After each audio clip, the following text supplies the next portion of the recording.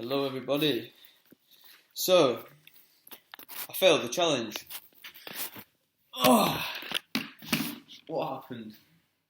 Well, essentially, yesterday, I became aware about this police sentencing bill and just everything sort of got on top of me. When you go through this sort of challenge like I'm doing right now, with all these different things, like it really does put you through a really intense emotional detox, and it leaves you. It creates this extra sensitivity to life. Now you're incredibly sensitive to the good stuff, but equally the bad stuff. So I've learned a lot from this, right? With the 75-day challenge, the way that it works is if you mess up, then you have to go back to the start. So I failed, right? I 75-day challenge. I'm restarting it. So I'm gonna have a rest day today, and then tomorrow I'm beginning again. Day one of the 75-day challenge. Take two. But what I've realised is that failure is not really what happened here. Failure is actually a false word in a lot of ways. What's happened is I've taken a step down, and when we take a step down, it's an opportunity to reflect and to realise and to really reflect and have realizations about, okay, well, why did we have the step down? Okay, so what happened? Like, why did I take a step down? Okay, what actually happened? Like, how did I fail the challenge as well? So I got so depressed and upset. I literally had suicidal thoughts. I've never had suicidal thoughts like this before in my life, and that was really, really intense. And you know, I would never actually kill myself because I wouldn't want to disrespect my spirit like that. And I also have so many people that I love in this world that I know if I kill myself, it would just cause too many people upset. So that in itself made me feel very trapped in my body. But I know that I'm here for a reason and a purpose. Everything has a purpose, right? So we must have a purpose too. Of course we do. So yeah, that was intense, and I went out. I tried to sort of bring about some sort of positive change. So I went out and I got a takeaway, right? Every step I took towards that takeaway, every moment I was stood in the takeaway listening to the toxic music, or I'm a big guy with a fucking big knife and I get loads of money, and oh gosh, it's appalling.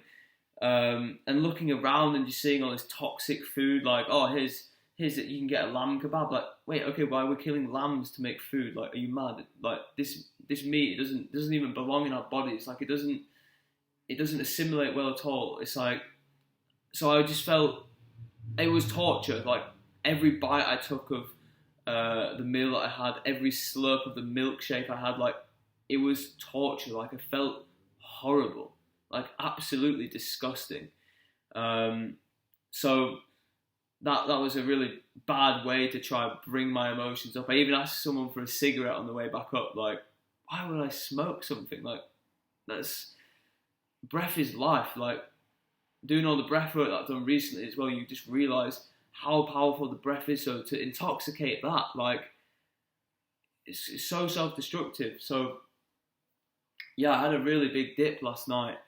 And I had this like intense dream where I was in like this huge theatre, and I was like at the back. There's loads of other students in there, and the Queen was at the front, and she was talking about vaccines and blah blah blah, all this crap.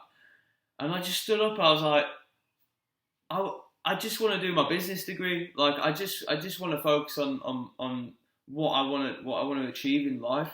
Like, do we have to talk about all this bollocks and all this fear? Like, can we not?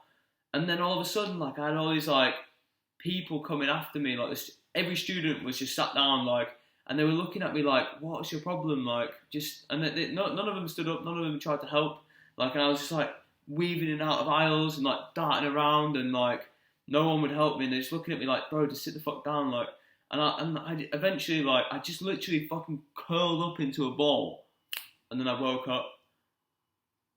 So that was a really powerful dream, and I guess it's just like a representation of like how I was then like feeling from the night before,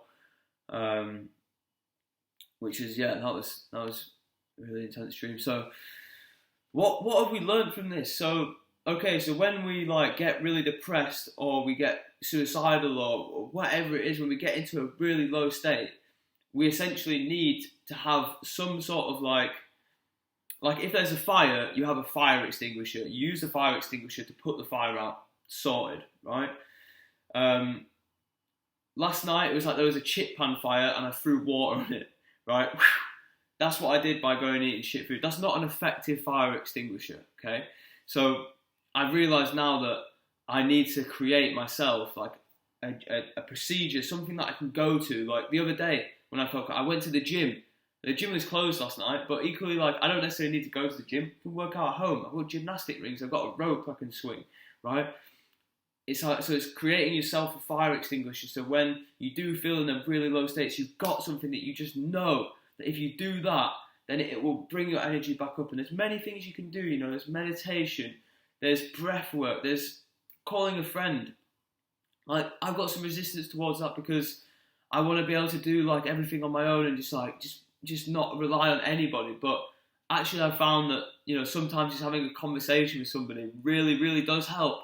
Like I've spoken to Alicia this morning, and I've spoken to my mum this morning, and I've spoken to my friend Henry this morning, and that's really, really helped me. So it's creating yourself a fire extinguisher, so when you feel this low, which is inevitable, especially when you're putting yourself through such a tough challenge where you're limiting all these like dopamine things that you get before, and like you're literally going through this extreme detox. You are so vulnerable, and like these things are going to come up through you. So it's so important that you have a fire extinguisher in place, so that when you go through these emotions, that you can process them and then come back into that higher awareness. Because now I've woken up, now I've had this conversation, now I'm seeing the light, now I'm seeing the lesson in this, right? I felt terrible yesterday, and that's because I wasn't seeing the truth of the situation. And now I'm seeing the truth of the situation. I feel a lot better about it. Okay, I'm more relaxed now. I'm like, okay, that's what was really going on. So I guess the sort of point of this video is, I mean, there's many really, but essentially, like, create yourself a fire extinguisher. Like, throughout life, you are gonna go through shit. Like, it's inevitable. You are gonna get knocked down, and you need to have something in place to help you stand the fuck back up. Because it's not about how hard you get hit, it's about how hard you can get hit and then get back up. That's probably the wrong way to say that saying, but it's from like Rocky or something like that. But it's so true. Like, it doesn't matter how hard you get hit. Like, if you can get back up, then you know you haven't failed. You just took a step down to take a step back up, right? And I'm not giving up. You know, I'm starting the challenge again. Day 1 tomorrow. Let's go. Let's do this. We're gonna complete the challenge.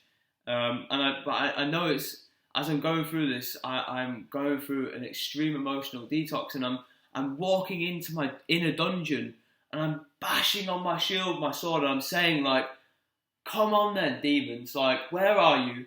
Let's come face to face. Let's do some eye gazing. And like, I've done this before with my younger self. Like, I went to America and I did like a detox of cannabis. I'd smoked cannabis for like 5 years, and then I went there, no cannabis, 30 days, and I had to look my demons in the eyes. And you know what? Like, every demon I looked at, once you look at them long enough, they just transform into these beautiful angels. And like they have these lessons that they're there to teach us. So yeah, I'm going back into the dungeon, and I'm there with my sword and my shield, and I'm banging, and I'm saying, come on, let's do this, let's face this. Because ultimately, I'm stressing myself purposefully, which sounds a bit mad, but I'm doing it because I really want to overcome these things and not have these demons inside of me, because I know that so many other people do as well. And I know that by facing them within myself and conquering them, and actually like getting to that point where it's, you know, it's overcome, like I will then be able to help others, as I already do. Like I've healed a lot of people. I've done over like 35 healing sessions now, and it's brilliant. Like that feels so good to me that I've put myself through these things, and like by doing that, it's actually enabled me to help others. Like that gives me so much purpose, and that's again why I'm doing this. Like I'm really, it's, you know, it's not an egoic thing like, oh, I completed a 75-day challenge. It's like, no, I'm putting myself through an intense emotional detox, facing my demons, so that I can help others face their demons. You know, I want to conquer my dungeon and come out of my dungeon, and then be like, yo, let's go into your dungeon. Let's like, I've done my dungeon. Like let's do yours. Like I've completed my puzzle. Let me help you complete your puzzle. You know, it's that sort of thing. Anyway, I'm going to leave this video here. I love you all very much. Failure is only failure if you give up, right? You can always reset. If you don't give up, then it's just a step down. Take the time, reflect, and then take the lesson and go from there. Give yourself a fire extinguisher. If shit's going bad, have something in place so that you can raise your energy back up and you can perceive the lesson. Because when we're in an emotional state, we're not seeing clearly, we're not seeing the truth for how it is, and that is why we feel like such shit. So there we go. I failed, but I didn't fail. I love you all very much. Peace.